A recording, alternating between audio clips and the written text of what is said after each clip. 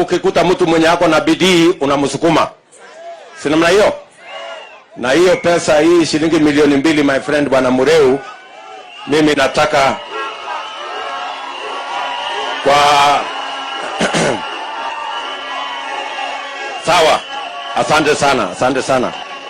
Mimi nataka hawa tu wazazi hawa sio wengine. Hawa umekuwa umeidentify wazazi hawa, ile ulikuwa umewapatia, sasa ongezea on top hiyo milioni 2 kila mzazi, ndio maneno watoto waweze kusoma. Tumekubaliana Moranga? Neguo toe hamwe, tutatembea pamoja. Haya, wacha sasa officially nichukue hii. Thank you my dear.